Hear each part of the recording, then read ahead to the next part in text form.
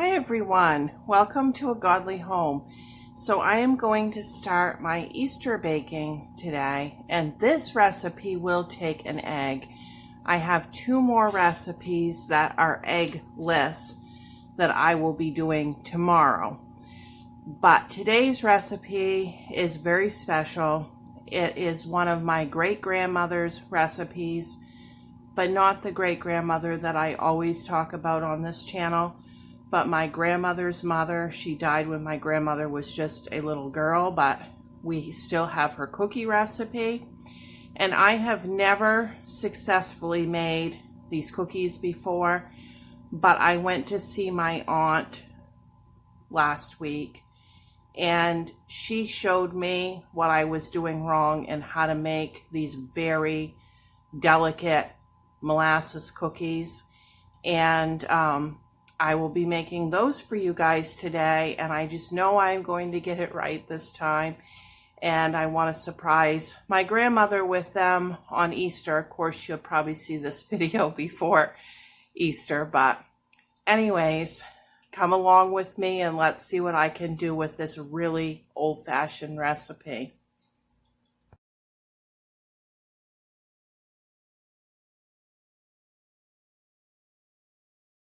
Okay, so the first thing that it says to do is to dissolve baking soda in the water.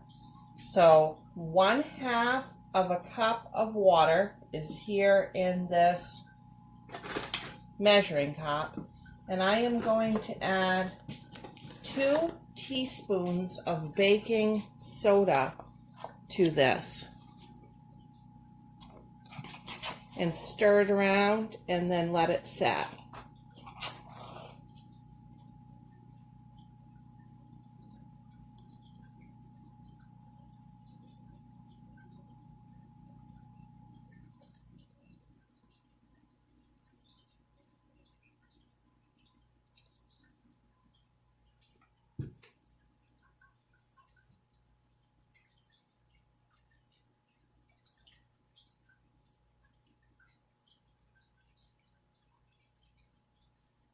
Okay, now I'm going to get a little plate for that to set on. It's trying to overflow on me.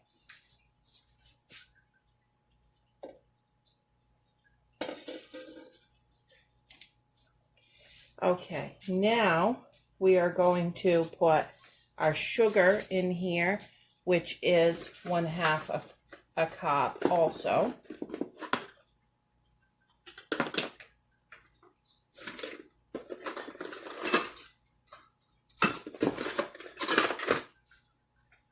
I have a hard time to see these measuring cups, the measurements on them. Okay, yeah, that's 1/2 a cup.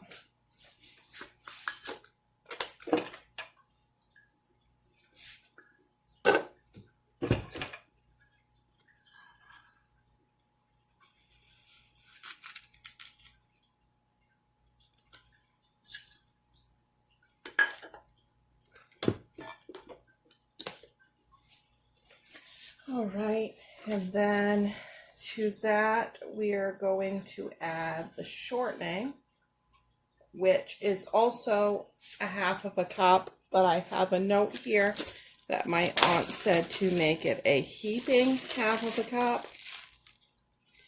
So I've got the pre-measured here, and 1/2 a cup would be 8 tablespoons. And I have 10 tablespoons. I'm going to use the 10 tablespoons. That's what I have. That's all I have, because you guys know my husband's allergic to shortening, so he won't be able to eat these cookies. Okay, and then it says we're going to mix those two together. And my aunt said not to skip any of these steps. Like, don't try to do your own thing in the way that you incorporate the ingredients or anything, because they won't turn out. It has to be exact. She's found even doubling this recipe will make it not turn out right. They're that delicate and that precise.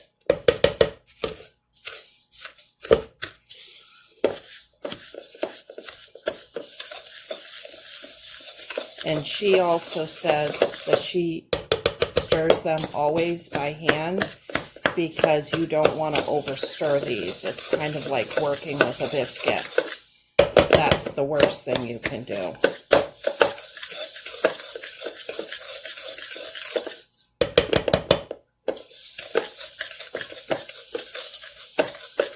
It's actually my great-grandmother on my mother's side's recipe, but then it's my aunt on my father's side that uses this recipe and taught me how to make it, so it's kind of funny. Our families are very incorporated between my mother's side and my father's side.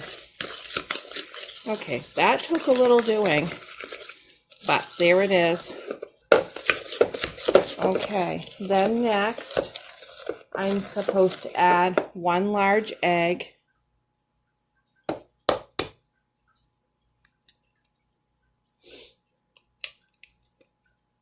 And then my molasses.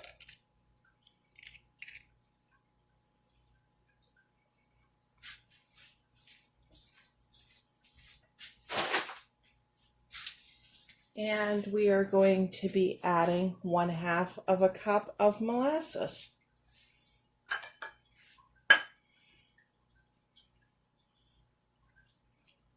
I'm using regular molasses, not the black strap, but just regular molasses. This is Crosby's, but there's like Grandma's. Any of those are fine, I think.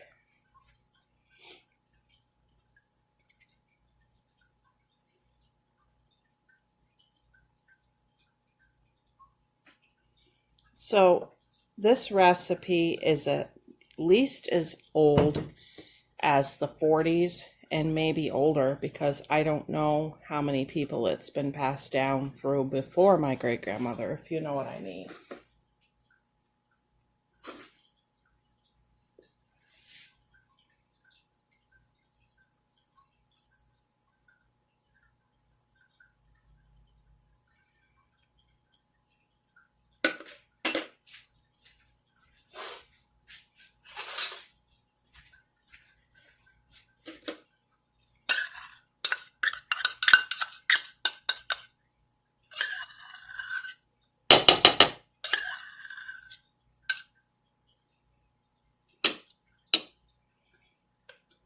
Okay, and then what we do from there is stir it again. I'm getting all sticky here from my molasses container. A frugal tip, I can buy a whole gallon of molasses for just a couple dollars more than this little pint.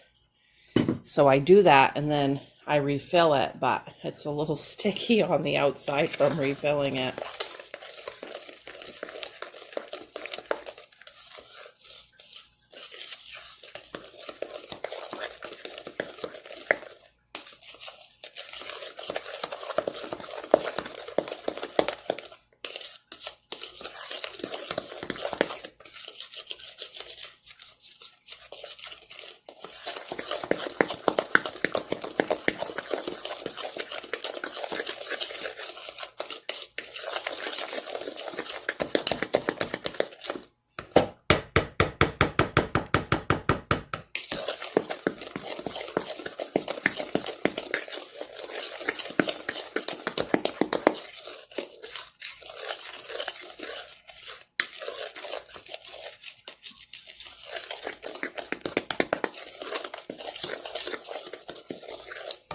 Okay, and then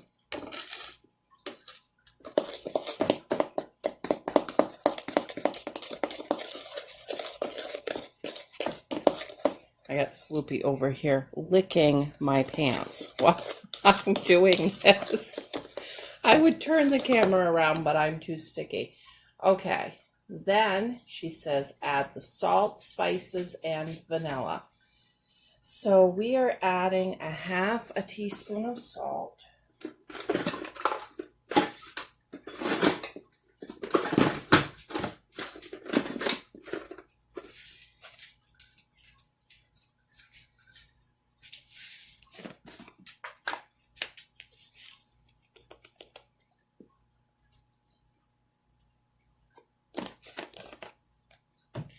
And then we are adding a half a teaspoon of cinnamon, a half a teaspoon of nutmeg, and a half a teaspoon of ginger. Okay, so here is my half a teaspoon of cinnamon.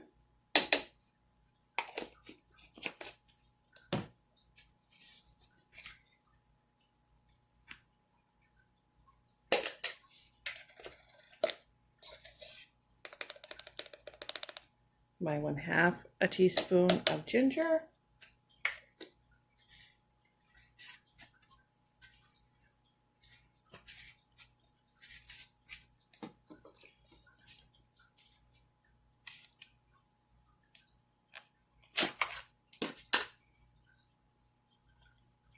And 1/2 a teaspoon of nutmeg. Then she says to add the vanilla, which is going to be a teaspoon of vanilla. So this is a 1/2 teaspoon, I'll use 2.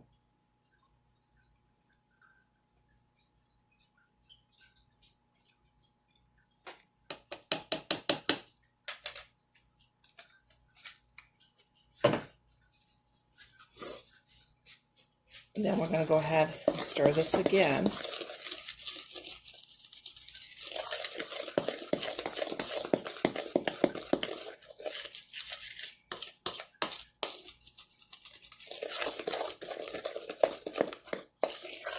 Okay, and then at this point we add our baking soda water in. And she says this is going to really change the consistency of everything. And we stir it again.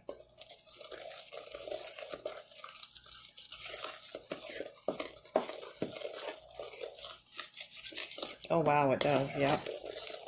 And that's what it did when she was showing me.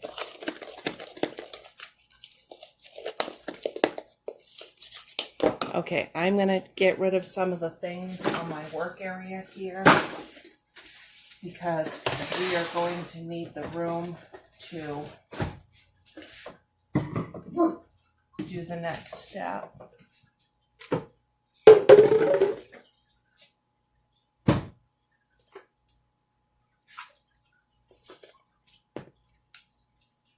And I'm just going to shove it all back on the table just to get it out of the way fast. I can clean up better after. Okay, now we are going to add 3 cups of flour total.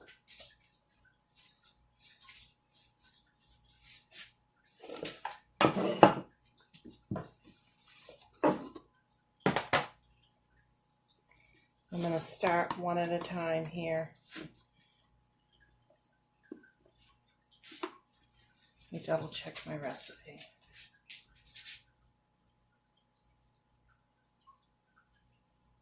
Okay, she says add 3 cups of a flour to enough. So I'm going to do it 1 cup at a time and we'll see what I think. Oh, I think I was supposed to sift that too.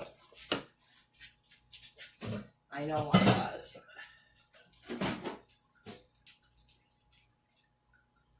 The recipe doesn't say it, but I know I was.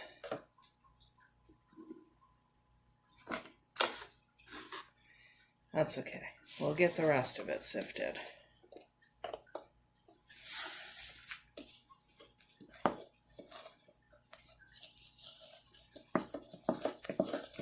So do as I say, not as I did. Sift your flour. Okay, there's 1. Now, this is the 2nd cup.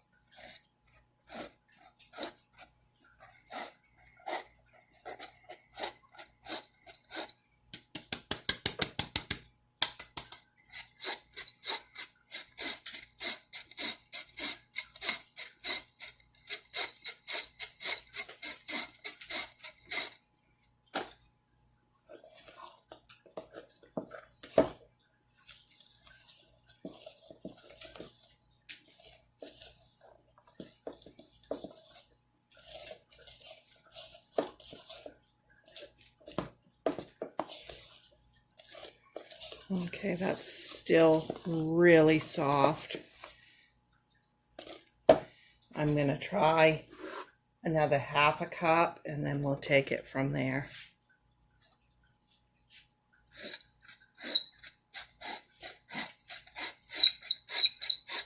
There's Sloop. She's trying to get in the mix here. She loves anything molasses. Sloop, have you been licking the table? I think I better wash the table again before I roll these out, just to be sure.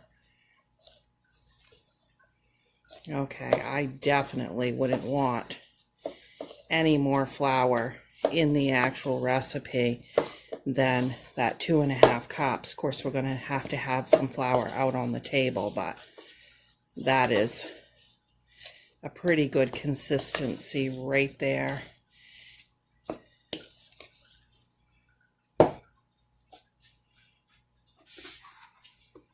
I'm going to put a cup out on the table and I'm going to sift that cup. Well, before I do, I want to wipe that table down again. I don't know if Sloopy's been licking it or not, but just to be on the safe side, just give her a little wipe.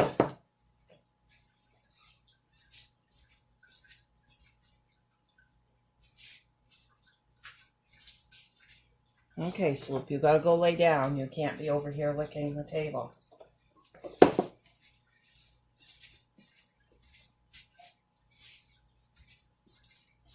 Okay, I got a cup and I'm gonna sift it right out onto the table.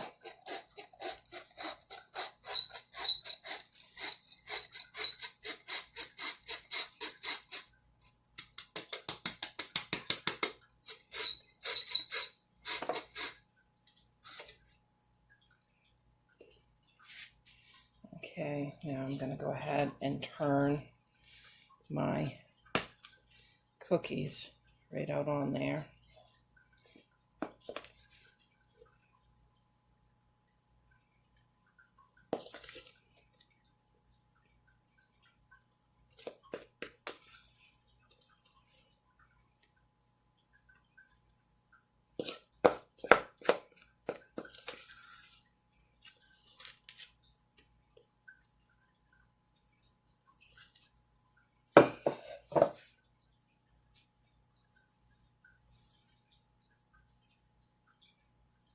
Okay, we're going to just start very gently working this over.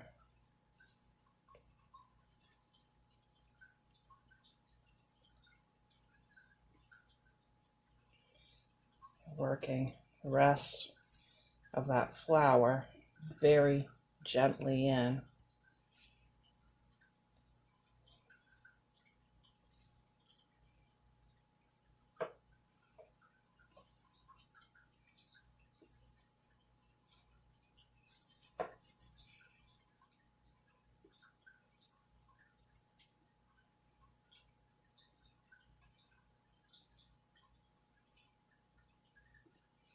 I think the main thing for me was when I was there and she showed me the fact that I could feel the dough. So I'm going to have to try to think about how to describe the feeling of the dough to you guys, because it's very soft and very, very delicate.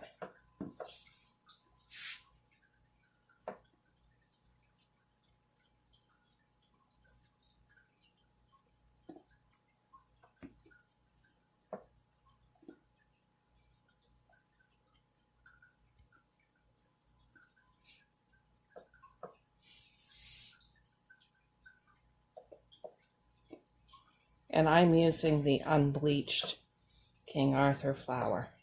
Okay, so that dough is coming together pretty good now. So I guess what I can say about it is it should be very delicate and soft, but it should come together and not be super separated, if you know what I mean.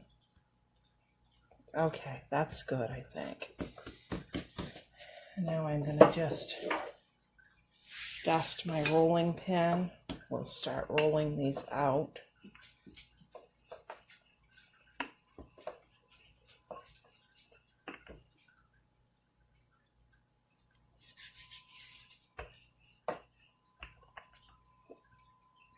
not too thin.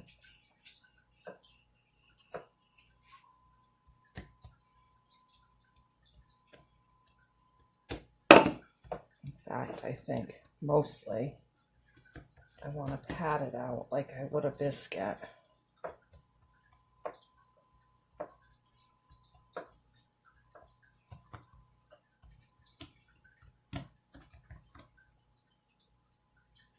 There's just a couple little sticky spots there that I want to lightly flour, but I don't want to get this too much flour because if I do, it's going to be rock hard, and these are going to be so soft and nice. Okay, let me get my cookie sheets and I'll be right back.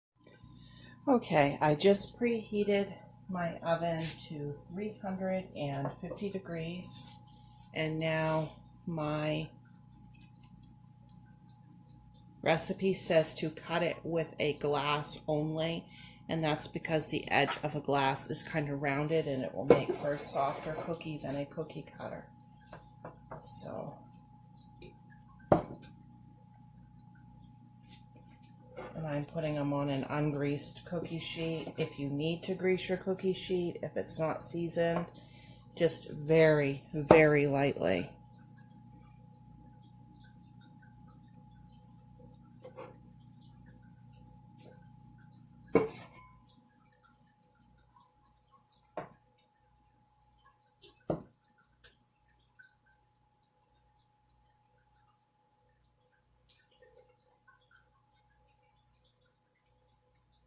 That one's just a little bit too thick. I just pat it out a little.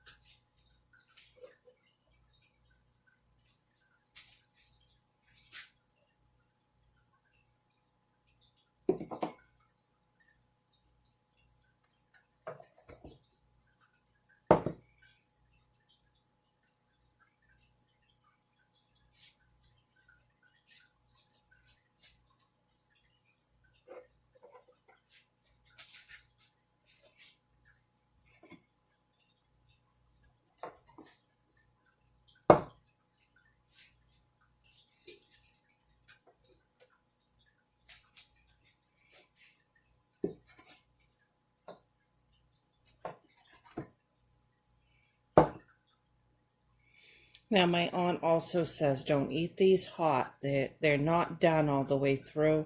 While they're hot, they will change their consistency completely when they're cool. And she says we're baking these 8 minutes, period. When the recipe says 8 minutes, she said it means 8 minutes. Don't feel them and think they're not done. Kind of like with peanut butter cookies.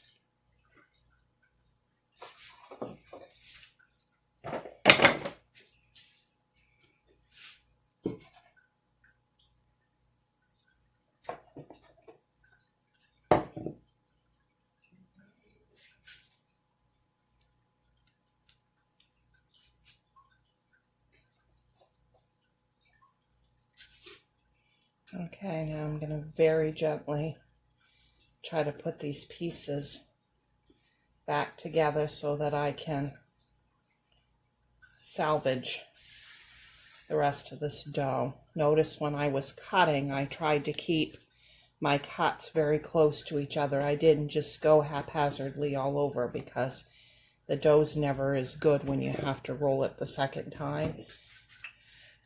So the least amount that you have to roll, the better.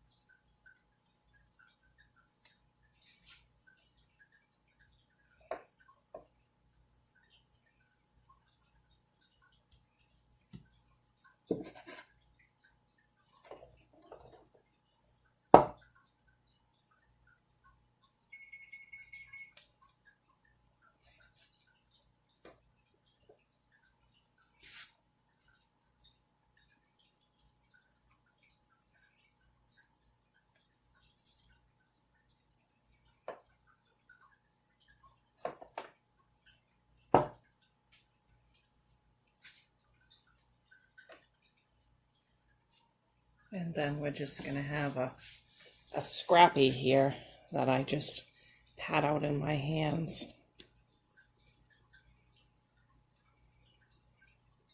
Okay, I'm going to pop these in the oven, 350 degrees for 8 minutes, and then we'll be back.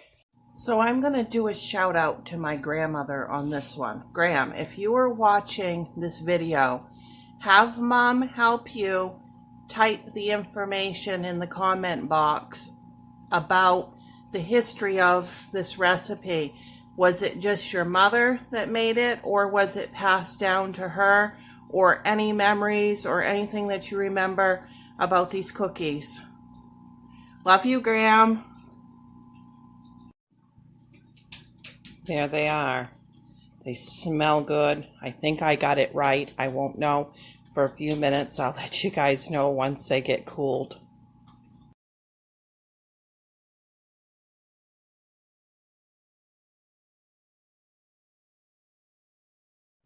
Okay guys, I got it right. Look at the inside of that cookie and look how soft that cookie is. No crispy, no crunch, just beautiful.